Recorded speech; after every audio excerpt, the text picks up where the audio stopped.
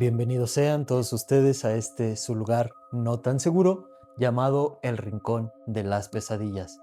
Para quienes no me conocen, me presento, mi nombre es Jesús Hernández y soy quien está a cargo de dar lectura a todo tipo de libros de terror, de suspenso, de asesinos seriales, teorías conspiranoicas, psicología criminal, actividad paranormal y todo aquello escabroso a lo cual la mente humana tiene acceso.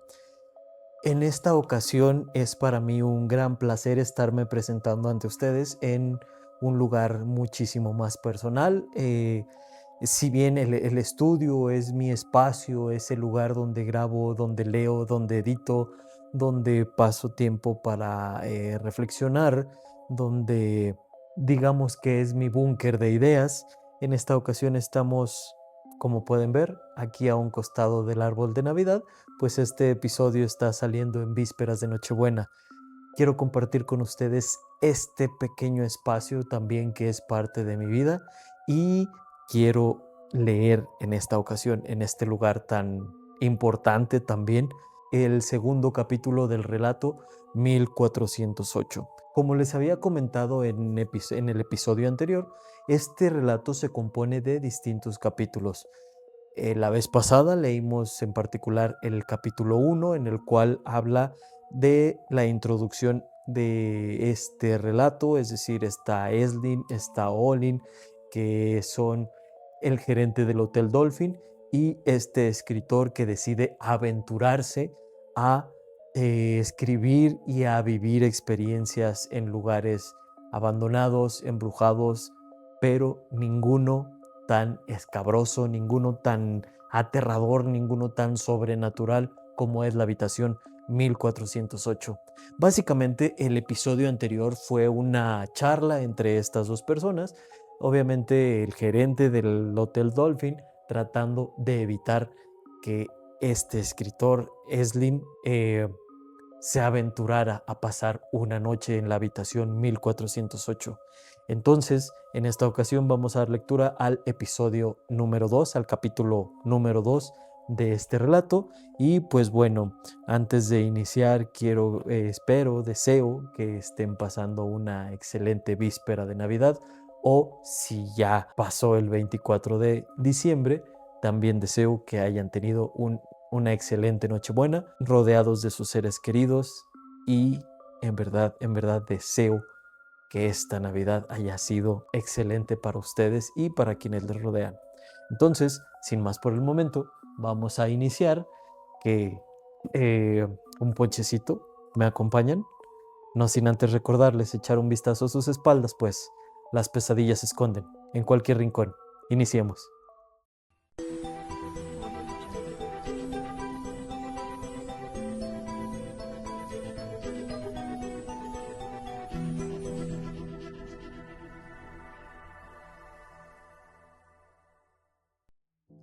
El objeto más interesante que quedó atrás, la breve estancia de Michael Enslin en la habitación 1408, de unos 70 minutos de duración, fueron los 11 minutos de cinta grabados en su mini grabadora, que resultó un poco chamuscada, pero no destruida, ni mucho menos. Lo más fascinante de la narración era que había muy poca narración y que cada vez se tornaba más extraña. La mini grabadora era un regalo que su exmujer, con quien se llevaba bien, le había hecho 5 años antes. En su primera expedición, la granja Reelsby en Kansas, había decidido llevarla en el último momento, junto con 5 blocs de notas amarillos y un estuche de cuero lleno de lápices afilados. 3 libros más tarde, al llegar a la puerta de la habitación 1408, solo llevaba un bolígrafo, un cuaderno y 5 cintas vírgenes de 90 minutos, además de la que había insertado en el aparato antes de salir de casa. Había descubierto que la narración le resultaba más útil que tomar notas. De ese modo, podía incluir anécdotas, algunas de ellas geniales, a medida que sucedían. Era el caso de los murciélagos que se habían abatido sobre él en el torreón presuntamente embrujado del castillo Gatsby. Había gritado como una nena en su primera visita al pasaje del terror. Los amigos que escuchaban la historia siempre se reían. Asimismo, la mini grabadora era más práctica que las notas escritas, sobre todo cuando estabas en un gélido cementerio de New Brunswick y la lluvia y el viento te desmontaban la tienda a las 3 de la madrugada. En tales circunstancias no podías tomar notas como Dios manda, pero sí hablar, que fue lo que hizo Mike. Seguir hablando mientras pugnaba por liberarse de la lona mojada de la tienda, sin perder de vista ni por un instante el reconfortante ojo rojo de la máquina. A medida que pasaban los años y se sucedían las expediciones, la mini grabadora se había convertido en su amiga. Nunca había grabado un informe de primera mano de un acontecimiento sobrenatural en la finísima cinta que se enrollaba a sus bobinas, y eso incluía sus entrecortados comentarios en la 1408. Pero a decir verdad, no sorprendía que profesara tanto afecto al aparatito ese. Los camioneros de larga distancia llegaban a amar sus radios. Los escritores mimaban un bolígrafo en particular o una vieja máquina de escribir. Las mujeres de la limpieza profesionales detestaban desprenderse de su vieja Electrolux. Mike nunca había tenido que enfrentarse a un fantasma, ni a un episodio psicocinético armado solo con la mini grabadora, su versión personal de la cruz y el ajo, pero le había hecho compañía durante muchas noches frías e incómodas. Era un hombre testarudo, pero no inhumano. Sus problemas con la 1408 empezaron aún antes de entrar en ella. La puerta estaba torcida. No mucho, pero estaba torcida, ligerísimamente ladeada hacia la izquierda. En el primer momento le recordó a esas películas de terror en las que el director pretendía transmitir la inquietud de uno de sus personajes inclinando la cámara en las tomas de perspectiva.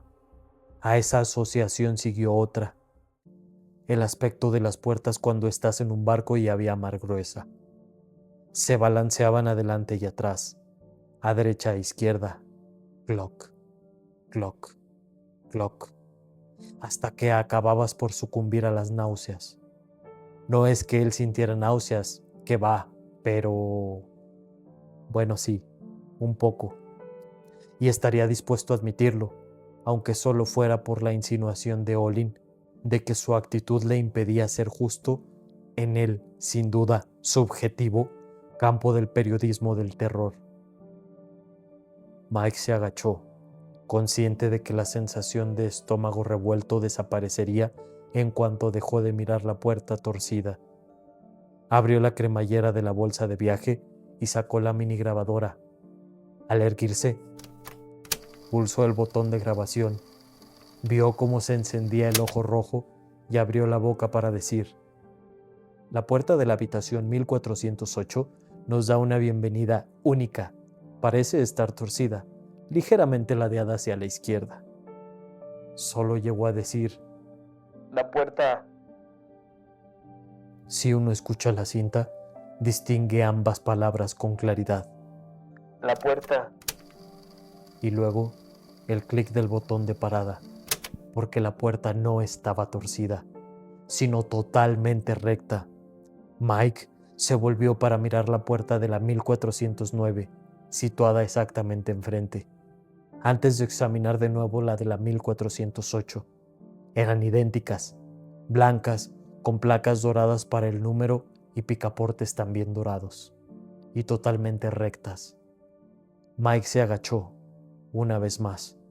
Recogió la maletita con la mano en que sujetaba la mini grabadora, acercó la llave que llevaba en la otra mano a la cerradura y volvió a detenerse. La puerta estaba torcida de nuevo, esta vez hacia la derecha. Esto es absurdo, murmuró Mike, pero aquella leve náusea volvía a reptarle por el estómago. No era como un mareo, era un mareo. Había realizado la travesía a Inglaterra en el Queen Elizabeth II hacía un par de años, y una de las noches había sido tremenda. Lo que Mike recordaba con mayor claridad era estar tendido en la cama del camarote, siempre a punto de vomitar, pero sin ser capaz de hacerlo. Y el hecho de que aquella sensación de vértigo y mareo empeoraba si mirabas hacia la puerta, una mesa, una silla, y todo se balanceaba a derecha e izquierda. Clock, clock. Es culpa de Olin, pensó. Esto es exactamente lo que quiere. Ha conseguido ponerte los nervios de punta, colega. Te ha tendido una trampa, madre mía. ¿Cómo se reiría si te viera ahora?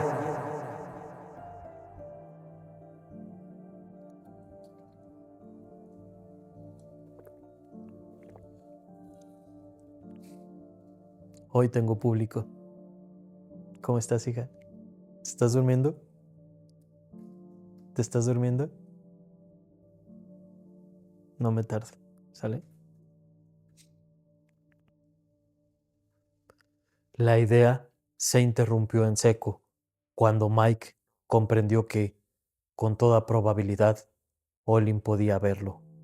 Miró atrás, hacia el ascensor, apenas consciente de que la leve náusea desaparecía en cuanto dejó de mirar la puerta. Encima y a la izquierda de los ascensores vio lo que esperaba, una cámara de circuito cerrado. Tal vez uno de los detectives del hotel lo estuviera observando en ese momento, y Mike apostaba algo a que Olin estaba con él y a que ambos se estarían partiendo el pecho. Eso le enseñará a no venir haciendo al fantasma con su abogado, diría Olin. Míralo, respondería el de seguridad sin dejar de reír. Está más blanco que un espectro, y eso que todavía no ha metido la llave en la cerradura. Lo ha pillado, jefe. Tocado y hundido.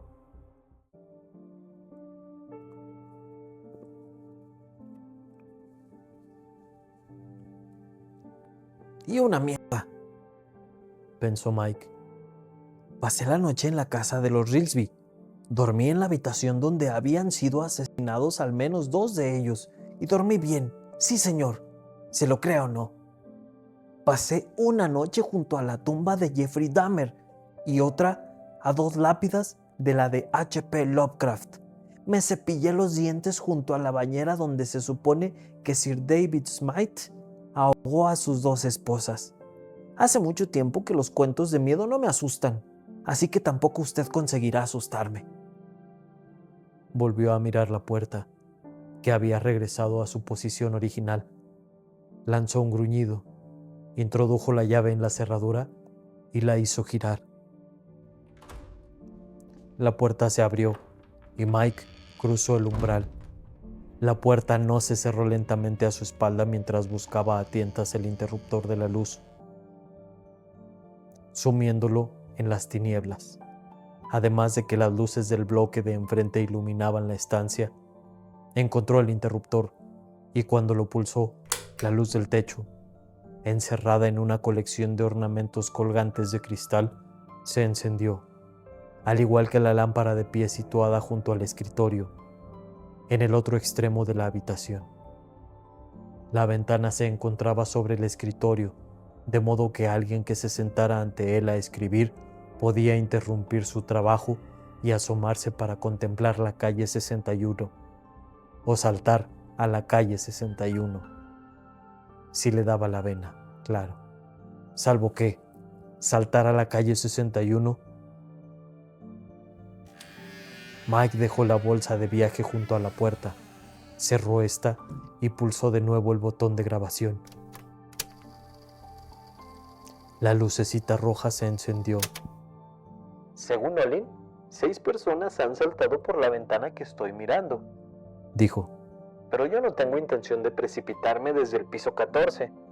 Perdón, desde el piso 13 del Hotel Dolphin. En la parte exterior hay una rejilla de hierro o acero. Más vale prevenir que curar. La 1408 es lo que podría denominarse una suite. La estancia donde me encuentro tiene 2 sillas, un sofá, un escritorio, un armario que seguramente contiene el televisor y tal vez un minibar. La moqueta es anodina. Nada que ver con la del despacho de Olin. Lo mismo puede decirse del papel pintado, es un momento. En ese momento, el oyente escucha otro clic. Al pulsar Mike el botón de parada. Toda la narración posee la misma cualidad, entrecortada, tan distinta de las de alrededor de 150 cintas que obran en poder de su agente literario. Además, su voz se torna cada vez más distraída. No es la voz de un hombre haciendo su trabajo, sino de una persona perpleja que empieza a hablar sola sin darse cuenta. La naturaleza elíptica de la cinta y la creciente distracción verbal se combinan de un modo que inquieta a casi todos los oyentes. Muchos piden no escuchar la grabación hasta el final.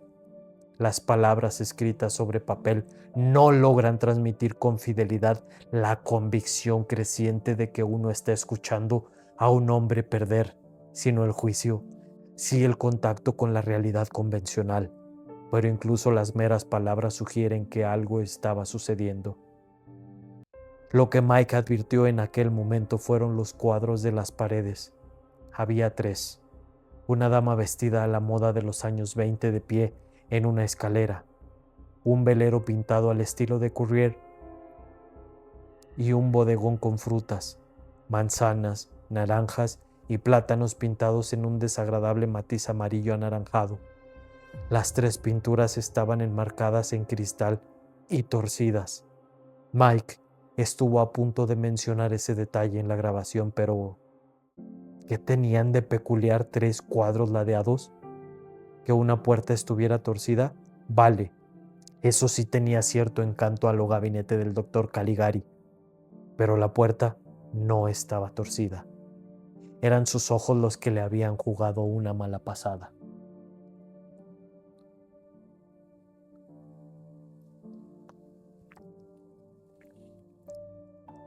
La mujer de la escalera se inclinaba hacia la izquierda, al igual que el velero, que mostraba a unos marineros británicos con pantalones acampanados, asomados a la baranda para contemplar un banco de peces voladores. La fruta naranja amarillenta que Mike le dio la impresión de haber sido pintada a la luz de un sol ecuatorial sofocante, un sol de desierto de Paul Bowles, se inclinaba hacia la derecha, aunque por lo general no era puntilloso. Recorrió la habitación para enderezarlos. Verlos torcidos le produjo de nuevo cierto mareo, lo que no le extrañó. Uno se volvía susceptible a esa sensación. Lo había descubierto en el Queen Elizabeth II. Le habían contado que si uno perseveraba para superar ese periodo de susceptibilidad acentuada, por lo general, se adaptaba. Se acostumbraba al vaivén del barco, como solía decirse. Mike no había navegado lo suficiente para acostumbrarse, ni pensaba hacerlo. Se conformaba con estar acostumbrado a la firmeza de la tierra, y si enderezar los 3 cuadros de la anodina salita de la habitación 1408 le calmaba el estómago, mejor para él. El cristal de los marcos estaba polvoriento. Deslizó 2 dedos por el bodegón, dejando 2 líneas paralelas. Era un polvo grasiento, resbaladizo, como la seda justo antes de pudrirse. Fue lo que se le ocurrió, pero no tenía intención de grabar eso en la cinta. ¿Cómo iba él a saber qué tacto tenía la seda justo antes de pudrirse? Era una idea de borracho.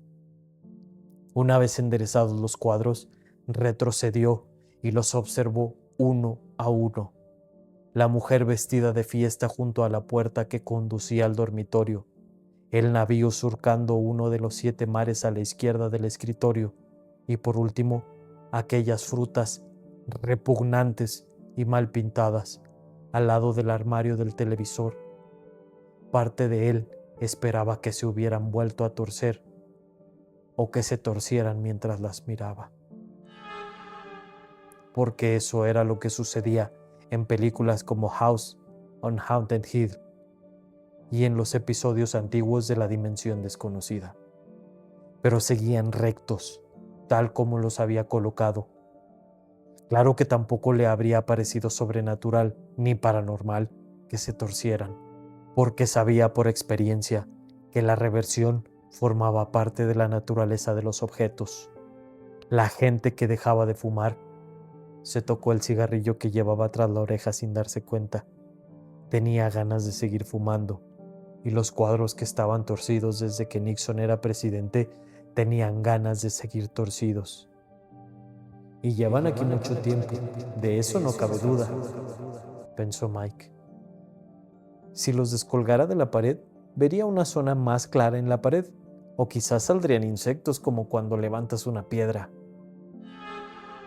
Aquella idea era repugnante, aterradora, y fue seguida de la vívida imagen de unos bichos blancos y ciegos supurando del papel pintado pálido y hasta entonces protegido como pus viviente. Mike levantó la mini grabadora, pulsó el botón de grabación y continuó. Desde luego, Olin ha desencadenado en mi cabeza todo un hilo de pensamientos, o más bien una cadena. Estaba empeñado en meterme el miedo en el cuerpo y lo ha conseguido. No pretendo... ¿Qué era lo que no pretendía?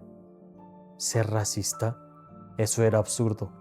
Estaba confundiendo el tocino con la velocidad. El tocino no es kosher. ¡Qué tontería! No sabía por qué se le había ocurrido. En ese momento, con voz clara y articulada a la perfección, Mike Enslin dice: Tengo que dominarme ahora mismo. Y a ello sigue el clic de botón de parada.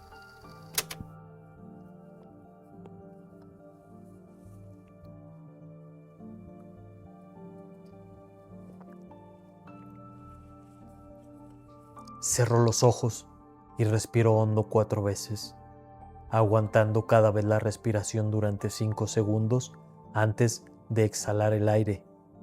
Nunca le había pasado nada semejante en las casas presuntamente encantadas, los cementerios presuntamente encantados, ni los castillos presuntamente encantados. No era así como él imaginaba un lugar encantado. Más bien, se sentía como si se hubiera metido drogas de bajísima calidad. Es culpa de Olin. Te ha hipnotizado, pero te vas a dominar. Vas a pasar la noche en esta habitación, y no solo porque es el mejor sitio que has visto en tu vida. Dejando a un lado a Olin, estás a punto de conseguir la mejor historia de fantasmas de la década, sino sobre todo porque no permitirás que Olin te venza. Ni él ni su estúpida historia sobre las 30 personas que murieron aquí van a poder contigo. De las paridas ya te encargarás tú, así que respira. Inspira, expira, inspira, expira, inspira, expira. Continuó así durante unos 90 segundos y al abrir los ojos se encontraba bien. Los cuadros de la pared seguían rectos. Las frutas del bodegón seguían siendo de color naranja amarillento y más feas que nunca. Fruta del desierto, seguro. Si le hincabas el diente, sin duda te entraba una diarrea de órdago. Pulsó el botón de grabación. El ojo rojo se encendió. He sentido un poco de vértigo, dijo mientras atravesaba la habitación hasta el escritorio y la ventana con su rejilla protectora. Puede que sea la resaca del machaque de Olin, pero casi me ha parecido notar una presencia. No sentía nada, pero una vez grabadas esas palabras en la cinta, podía escribir lo que le viniera en gana. El aire está un poco enrarecido, no mohoso ni maloliente. Olin dice que airea la habitación en cada repaso, pero los repasos son rápidos y... sí, está enrarecido. Vaya, mira eso. Sobre el escritorio había un cenicero, uno de esos pequeños de cristal que se ven en todos los hoteles del mundo.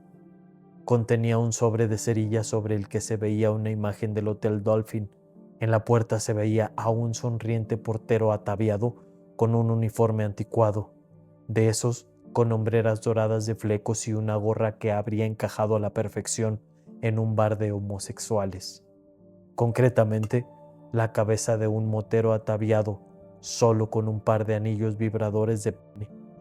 Por la Quinta Avenida pasaban coches de otra época, Packards, Hudsons, Studebakers y Chrysler New Yorker, con fisionomía de tiburón.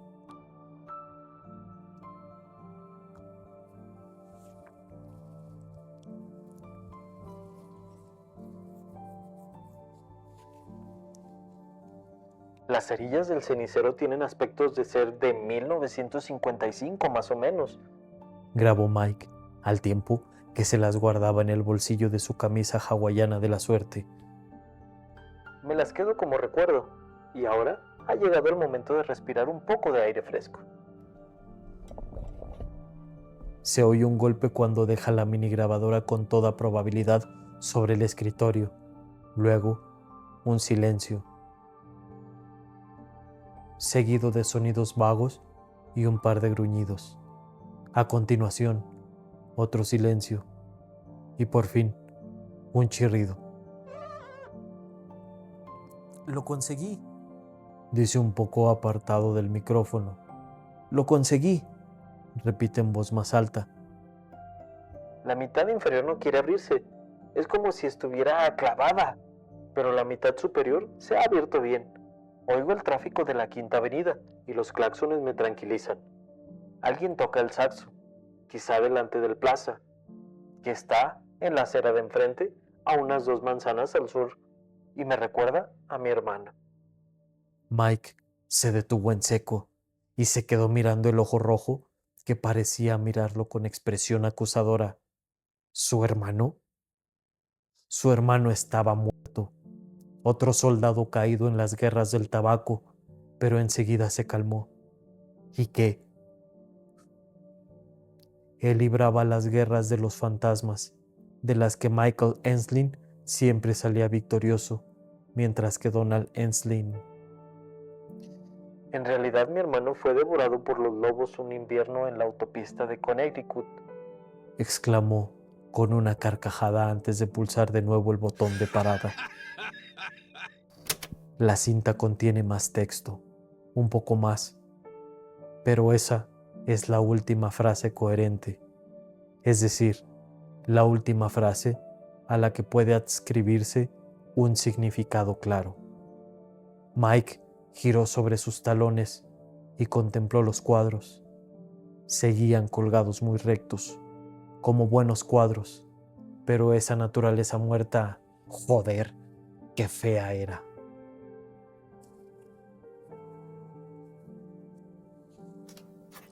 Pulsó el botón de grabación y pronunció 2 palabras: naranjas humeantes. Luego apagó de nuevo la mini grabadora y cruzó la estancia hasta la puerta del dormitorio. Se detuvo junto a la dama, buscando a tientas el interruptor de la luz. Por un instante fugaz percibió algo raro en el papel pintado contra la palma de la mano, antes de que sus dedos rozaran el interruptor. El dormitorio quedó bañado en la luz amarilla procedente de otro de esos apliques de techo, sepultados entre chucherías de vidrio colgantes. La cama era matrimonial y parecía oculta por una colcha de color amarillo anaranjado. ¿Por qué oculta?, preguntó Mike a la mini grabadora antes de detenerla. Entró en el dormitorio fascinado por el desierto humeante de la colcha, por las protuberancias tumorosas de las almohadas colocadas debajo. ¿Dormir ahí? Ni hablar del peluquín. Sería como dormir dentro de esa maldita naturaleza muerta, como dormir en esa espantosa habitación a la Paul Bowles, que no llega a verse bien. Una habitación para ingleses lunáticos expatriados y ciegos a causa de la sífilis, sorprendiendo mientras se tiraban a sus madres en una versión cinematográfica protagonizada por Lawrence Harvey o Jeremy Irons. En fin, uno de esos actores a los que asociamos automáticamente a actos antinaturales. Mike pulsó el botón de grabación y al ver el ojo rojo, exclamó: ¡Orfeo en el círculo de Orfeo! Tras detener la grabadora, se acercó a la cama. La colcha relucía con su brillo amarillo anaranjado. El papel pintado, tal vez color crema, a la luz del día, reflejaba el matiz del cobertor. A cada lado del lecho había una pequeña mesilla de noche. Sobre una de ellas se encontraba el teléfono, un aparato negro, voluminoso y con dial. Los orificios para los dedos parecían ojos blancos abiertos con expresión sorprendida. Sobre la otra mesilla había un platillo con una ciruela. No es una ciruela de verdad, es de plástico, comentó Mike a la grabadora. Sobre la cama yacía la carta del servicio de habitaciones.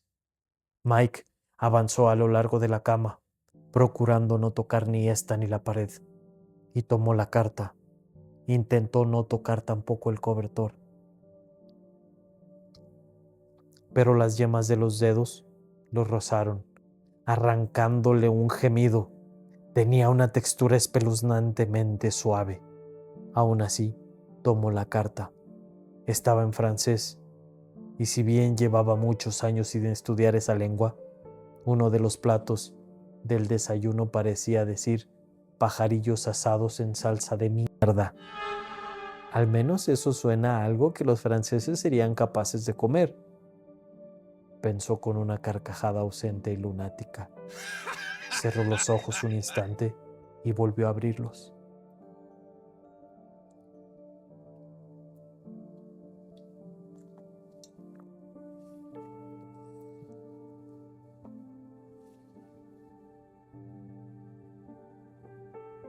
Ahora la carta estaba en ruso. Cerró los ojos y volvió a abrirlos. Ahora la carta estaba en italiano. Cerró los ojos y volvió a abrirlos. Ahora no había ninguna carta, sino un grabado en el que un niño pequeño miraba horrorizado de reojo al lobo que acababa de comerse su pierna izquierda hasta la altura de la rodilla. El lobo tenía orejas pegadas al cráneo y parecía un terrier con su juguete favorito. No estoy viendo eso, pensó Mike, y por supuesto, estaba en lo cierto. Sin cerrar los ojos empezó a ver pulcros renglones de palabras escritas en inglés que formaban suculentas sugerencias para el desayuno. Huevos gofres, frutas rojas, nada de pajarillos asados en salsa de mierda. Pero aún así, se volvió y muy despacio salió al estrecho hueco que separaba la cama de la pared, un espacio que ahora se le antojaba angosto como una tumba. El corazón le latía con tal violencia que lo sentía en el cuello y en las muñecas, además del pecho. Los ojos le palpitaban en las órbitas. Algo espantoso pasaba en la 1408. Desde luego que sí, algo absolutamente sobrecogedor. Olin había comentado algo relacionado con gas tóxico, y así se sentía Mike, como si lo hubieran gaseado u obligado a fumar hierba muy potente mezclada con insecticida. Por supuesto, todo era obra de Olin. A buen seguro, con la risueña ayuda del personal de seguridad, habían bombeado su gas tóxico especial por las rejillas de ventilación. Que no hubiera ninguna rejilla de ventilación no significaba que no existieran.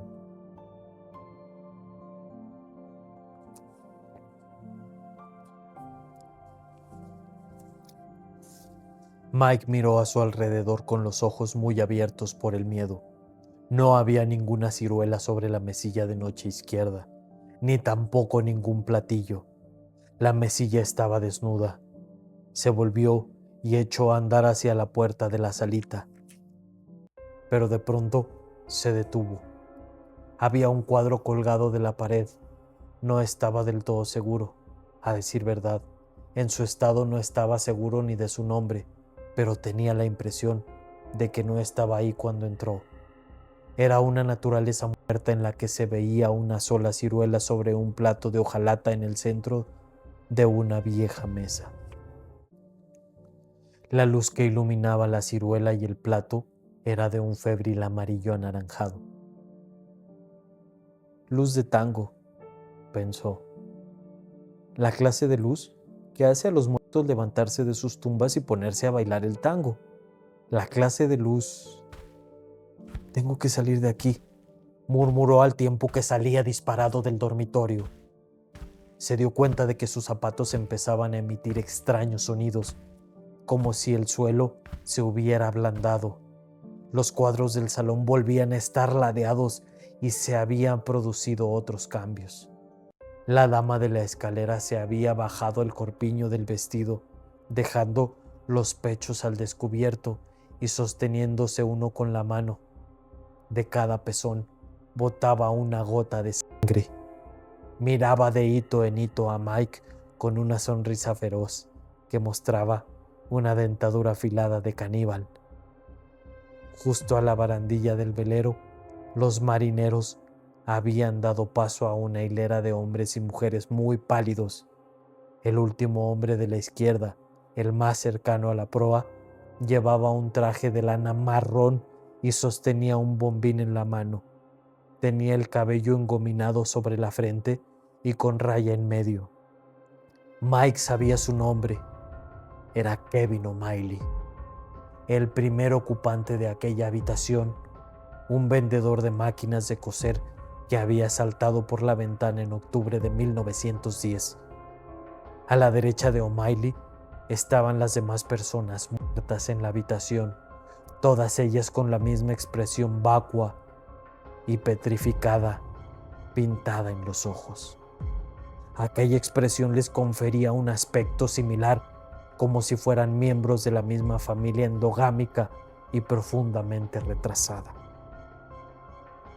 En el cuadro donde antes estuviera la fruta, ahora se veía una cabeza humana cortada, las mejillas hundidas, los labios flácidos, los ojos vidriosos y vueltos hacia arriba, y el cigarrillo encajado tras la oreja derecha irradiaba luz amarilla anaranjada.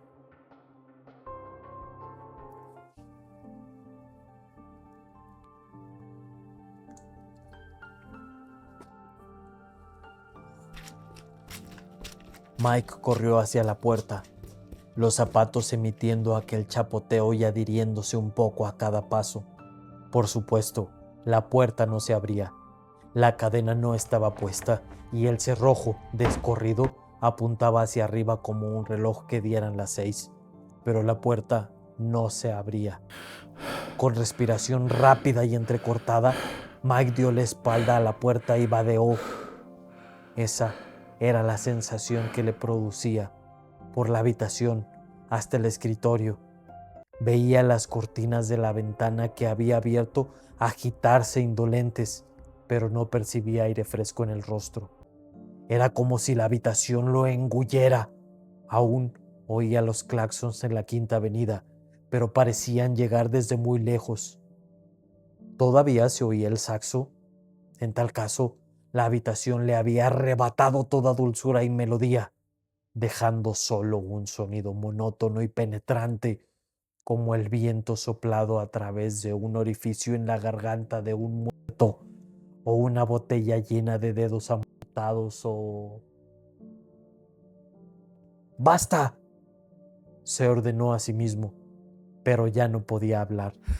El corazón le martillaba a un ritmo vertiginoso. Si se le seguía acelerando el pulso, le estallaría el pecho. La minigrabadora, compañera fiel en tantas expediciones de campo, había desaparecido de su mano. La había dejado en alguna parte. Si la había dejado en el dormitorio, probablemente ya no estaría. La habitación se la habría tragado y una vez digerida, quedaría insertada en uno de los cuadros. Jadeando como un corredor al final de una larga carretera, Mike se llevó la mano al pecho. Con ello pretendía tranquilizar su corazón desbocado. Lo que tocó en el bolsillo izquierdo de la llamativa camisa que llevaba era el contorno de la grabadora. El contacto de algo sólido y conocido lo apaciguó un poco. Lo hizo volver poco en sí. Se percató de que estaba tarareando algo y de que la habitación le respondía con otro tarareo, como si tras el repugnante, suave papel pintado se ocultaran cientos de bocas. Sentía tales náuseas que tenían la sensación de que su estómago se balanceaba en una suerte de hamaca grasienta. El aire le golpeaba los oídos en coágulos blandos y sofocantes como un caramelo de café con leche reblandecido. Pero se había recobrado un poco, lo bastante para estar seguro de una cosa, y era de que debía pedir ayuda antes de que fuera demasiado tarde. Imaginarse a Olin esbozando una sonrisita desdeñosa y diciéndole que se lo había advertido no lo molestaba, y la posibilidad de que el propio Olin hubiera inducido tan extrañas percepciones y ese temor cerebral que sentía mediante sustancias químicas se había borrado de su mente. La responsable era la habitación, la maldita habitación. Quería alargar el brazo hacia el anticuado teléfono gemelo del que había en el dormitorio y levantar el auricular, pero en cambio vio que su brazo descendía hacia la mesa en enloquecedora cámara lenta, tan parecido al brazo de un submarinista que casi esperaba verlo rodeado de burbujas.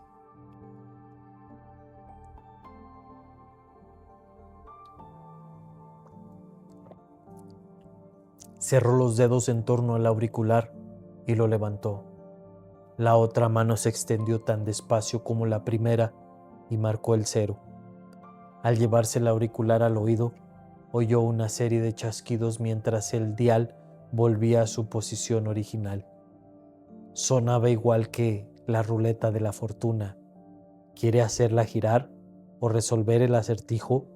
Recuerde que si intenta resolver el acertijo y falla, será abandonado en la nieve junto a la autopista de Connecticut, donde los lobos le devorarán.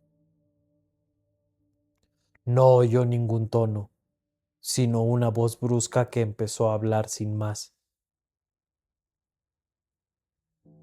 Esto es el 9, el 9, esto es el 9, el 9, esto es el 10, el 10. Hemos matado a tus amigos, todos tus amigos han muerto.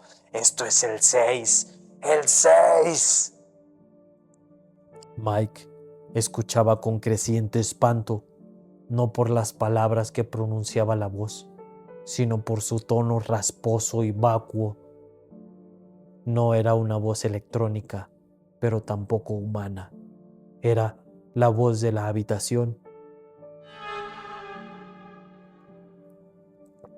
La presencia que emanaba de las paredes y del suelo. La presencia que le hablaba por teléfono. No se parecía en nada a ningún suceso espeluznante ni paranormal sobre el que hubiera leído jamás. Ahí había algo totalmente sobrenatural.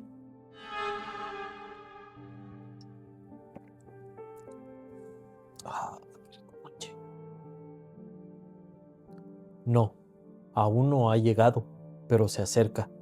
Está hambriento y tú eres su cena. El teléfono se le escurrió de entre los dedos flojos y se volvió. El auricular se balanceaba al final del cable como su estómago dentro de su cuerpo y seguía oyendo la voz ronca brotando de la negrura. 18, esto es el 18. Ponte a cubierto cuando suena la sirena. Esto es el 4, 4. Sin darse cuenta, tomó el cigarrillo que llevaba encajado detrás de la oreja, se lo puso entre los labios y sacó del sobre derecho de la camisa las cerillas con el portero de librea anticuada, ajeno al hecho de que, por primera vez en 9 años, acababa de decidir que iba a fumarse un cigarro. Ante sus ojos, la habitación empezó a derretirse. Se estaba saliendo de las líneas y los ángulos rectos, pero no por formas curvas, sino por extraños arcos moriscos que dañaban los ojos. La araña de cristal que pendía del centro del techo empezó a desmoronarse como un enorme escupitajo. Los cuadros se curvaron como parabrisas de coches antiguos. Detrás del cristal que protegía el cuadro colgado junto a la puerta del dormitorio, la mujer de los años 20 con los pezones ensangrentados y la sonrisa de dientes afilados giró sobre sus talones y corrió escaleras arriba con los movimientos espasmódicos de una vampiresa de película muda. El teléfono seguía chirriando y escupiendo, la voz convertida ahora en cacofonía de una maquinilla de afeitar eléctrica que hubiera aprendido a hablar. 5. Esto es el 5. No hagas caso de la sirena. Aunque salgas de la habitación, nunca podrás salir de la habitación. 8. Esto es el 8.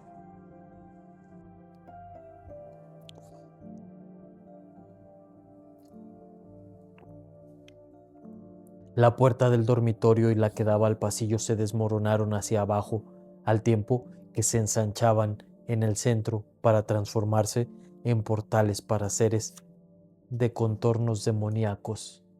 La luz se tornaba más brillante y ardiente, bañando la estancia en un fulgor amarillo anaranjado.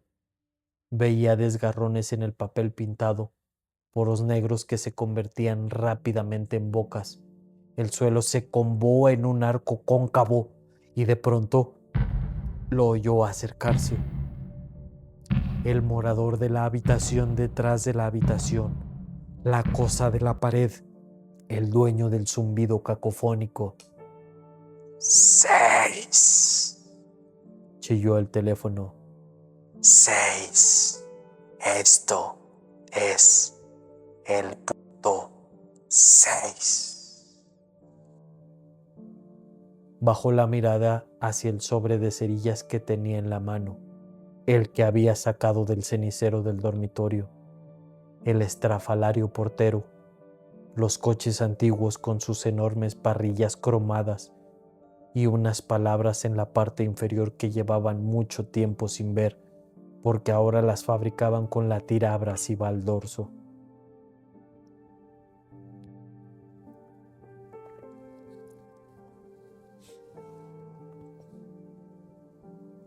Sin pensar en lo que hacía, porque ya no podía pensar, Mike Enslin arrancó una cerilla y al mismo tiempo dejó caer el cigarrillo que tenía en la boca.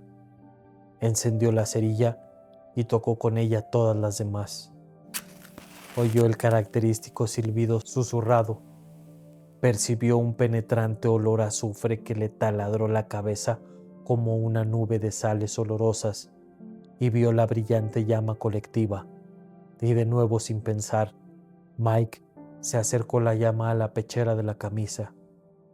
Era una prenda barata fabricada en Corea, Camboya o Borneo, ya vieja, que prendió de inmediato antes de que el fuego ascendiera hasta sus ojos y emborronara aún más la habitación. Mike lo vio con claridad, como un hombre que despierta en una pesadilla y se da cuenta de que la pesadilla lo envuelve. Tenía la mente despejada, pues el azufre y el calor repentino que desprendía la camisa lo habían arrancado del trance, pero la habitación conservaba su demencial aspecto morisco. Morisco no era la palabra adecuada, ni de lejos, pero era la única capaz de captar siquiera remotamente lo que había sucedido ahí. Lo que seguía sucediendo se hallaba en una cueva medio derretida y descompuesta y de curvaturas e inclinaciones alucinantes. La puerta del dormitorio se había transformado en la puerta de una cámara sepulcral a su izquierda, donde antes estuviera el cuadro de la fruta. La pared se acombaba hacia él, reventando en largas grietas en forma de bocas y dando paso a un mundo del que algo se aproximaba. Mike Enslin oía su aliento líquido, ávido, y olía algo vivo y peligroso, algo parecido a la casa de los felinos en el... El fuego le quemó el mentón y desterró todo pensamiento.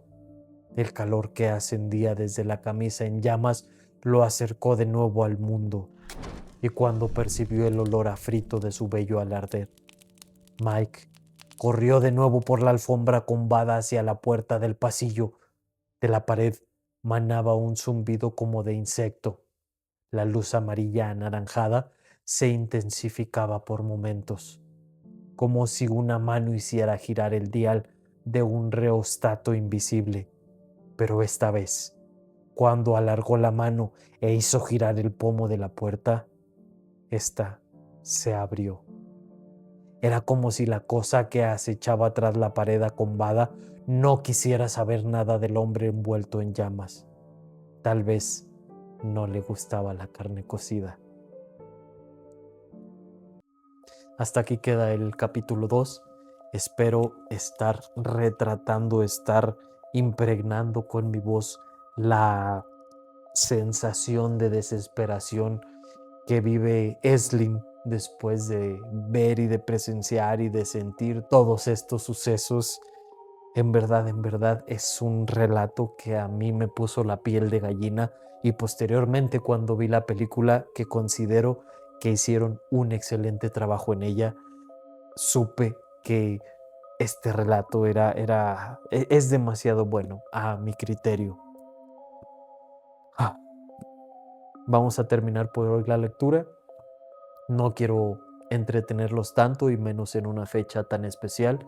Una vez más les deseo una excelente víspera de Nochebuena y una maravillosa Navidad.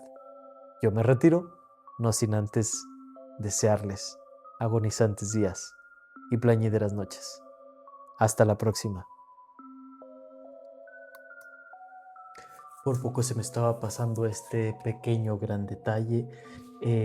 No quiero que pase más tiempo, obviamente, sin agradecer el apoyo, sin agradecer también el tiempo que me dedican y el tiempo que compartimos, tanto, bueno, yo leyendo estos relatos y ustedes disfrutando de ellos.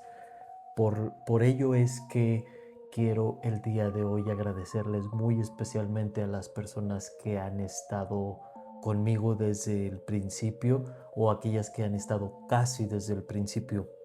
Por lo tanto, voy a pedir por favor lo que es a Side Rocks, a Ángel González Music, a Ernesto González Pacheco, a Cindy Barrantes, que por favor se pongan en contacto conmigo vía ya sea correo electrónico o vía WhatsApp. Les recuerdo, el correo es lrincondelaspesadillas@gmail.com. Lo dejo en la caja de comentarios, y también mi número para mensaje de WhatsApp, que sería más 52 en caso de que no sean de México, 61 83 02 34 70. Repito, lrincondelaspesadillas@gmail.com y 61 83 02 34 70. Por favor, es muy importante que se pongan en contacto conmigo. Les tengo preparado un regalo, un presente pequeño pero muy significativo, el cual me gustaría hacérselos llegar en agradecimiento, como ya les comento, por el apoyo, por sus comentarios, por sus interacciones y pues bueno, por la fecha que lo amerita. Es una fecha muy especial, fecha de compartir. Es un gesto que quiero tener hacia ustedes debido a mi gratitud, que no sé cómo más demostrárselas. Entonces, por favor, pónganse en contacto conmigo para hacerles llegar ese presente. Entonces, ahora sí, nos vemos a la próxima.